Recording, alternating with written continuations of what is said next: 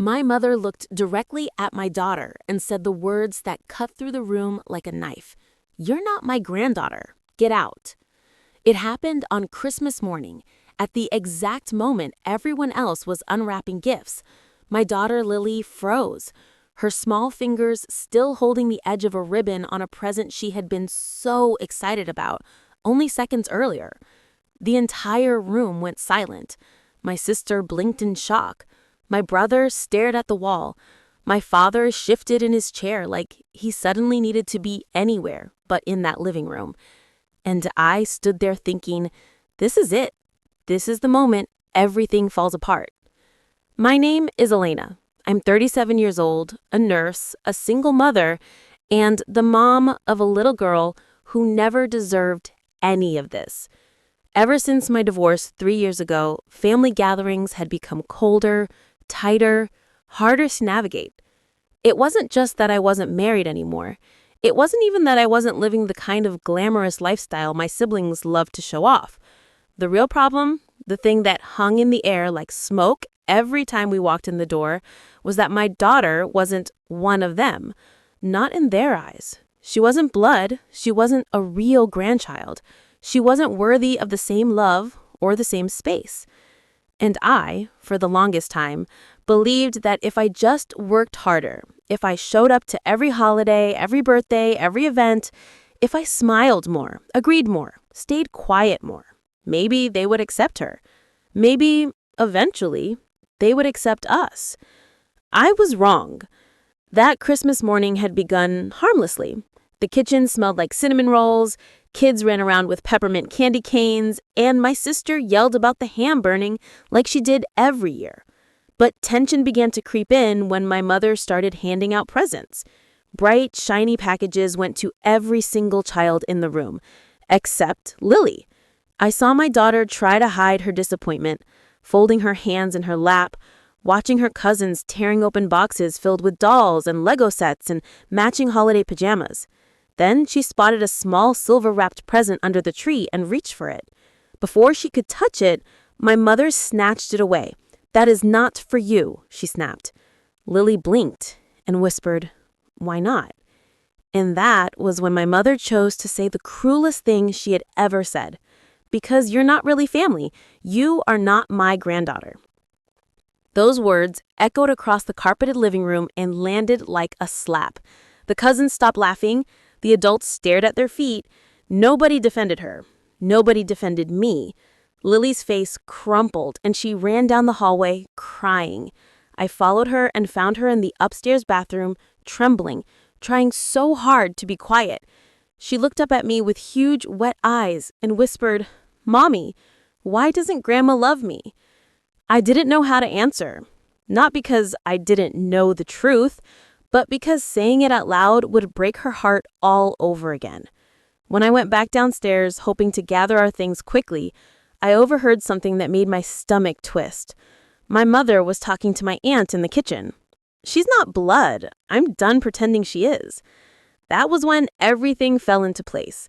All the birthday parties we mysteriously weren't invited to, all the family photo sessions we found out about later on social media, all the times my mother insisted the cousins wanted a siblings-only sleepover, conveniently excluding Lily. For years, I had been telling myself that I was overthinking, that maybe it wasn't intentional, that maybe my mother simply forgot to tell me things. But no, this was intentional cruelty, and it had been happening for years. And yet, shockingly, the Christmas incident wasn't even the last betrayal. On New Year's dinner, the adults were seated at the main dining table set with my mother's good china. My daughter walked toward an empty seat next to her cousins, but my mother put a hand on Lily's shoulder and steered her toward the den. "She can eat in there," she announced loudly. "Let her watch cartoons while we have adult conversation." I said firmly, "She's 8, not a toddler." My mother glared and muttered, "Don't ruin the evening, Elena." So I took my plate, went to the den, and sat with my daughter. Through the walls, I could hear them laughing, planning spring break trips, talking about upcoming events, none of which included us. Then came the church incident, which still makes my chest tighten. After service, my mother proudly introduced her grandchildren to a group of church friends. She went down the line, my sister's twins, my brother's daughter, smiling broadly. Then she reached Lily, hesitated, pursed her lips and said, "And this is Elena's child." Not her granddaughter, not family, just a child belonging to me, like I had brought a stranger to church. Lily heard it. She didn't cry, she didn't ask questions, but I saw something dim in her eyes. But the worst betrayal came from someone I never expected, my own brother.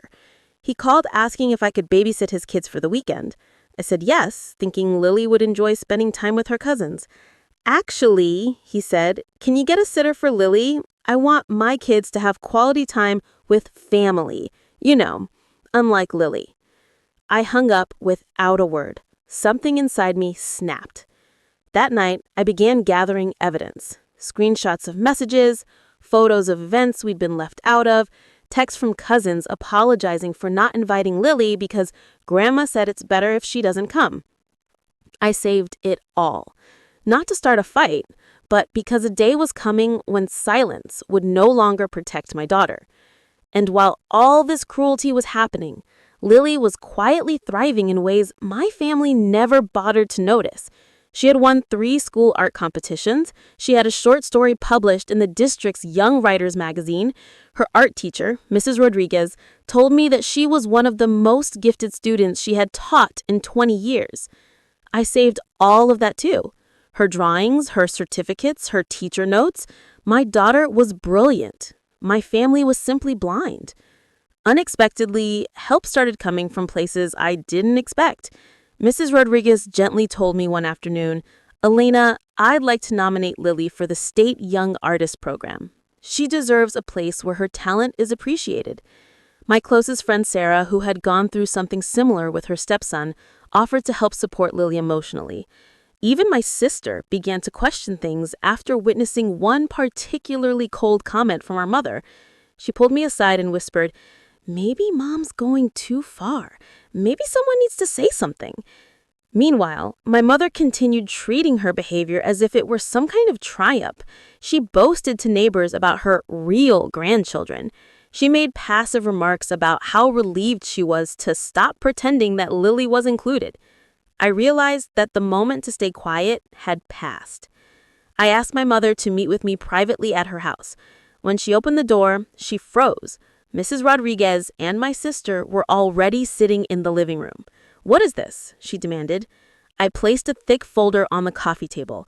"This is everything you've done." I laid out the screenshots, messages saying not to invite Lily to family events, photos from gatherings we never knew about, texts where they discussed my daughter like she was a burden. My mother tried to wave it away, saying, "You're being dramatic." But then my sister, to my shock, said quietly, "No, she's not." My mother stiffened. "She isn't blood. I can't help how I feel." I looked at her and said, "Then let me show you who you've been rejecting." And I opened Lily's portfolio, her artwork, her awards, her published story, letters from teachers praising her creativity and kindness. I told my mother, while you've been rejecting her, she has been shining. Mrs. Rodriguez added softly, "Lily is extraordinary. What you've done to her is heartbreaking." For the first time in years, my mother's face faltered. I didn't know she was that talented," she whispered. "I didn't know she didn't finish the sentence. I looked her directly in the eyes and said, "You didn't know because you never tried." My sister finally spoke. "Mom, this has to stop. Lily is family." But I knew in that moment that even if my mother begged for forgiveness, something had shifted forever. My daughter deserved better. So I stood up, took the folder, and walked out. And this time, I didn't look back. In the months that followed, the silence from my mother no longer hurt. It felt like freedom. Lily attended art camp, made new friends who celebrated her creativity, and grew more confident in her abilities. We started building new traditions with people who truly cared for us. Friends, teachers, neighbors, people who chose us willingly. My daughter learned that family is not defined by DNA, but by love, kindness, and presence. And I learned that I never needed my family's approval to raise my daughter with joy. Today, when I watch her paint with bright colors and soft humming, I know we made it. We walked through fire and came out stronger. And if you've ever been pushed out by the people who were supposed to love you the most, sometimes the family you build can lift you higher than the one you're born into. You are not alone. Your story matters, and you deserve to be seen.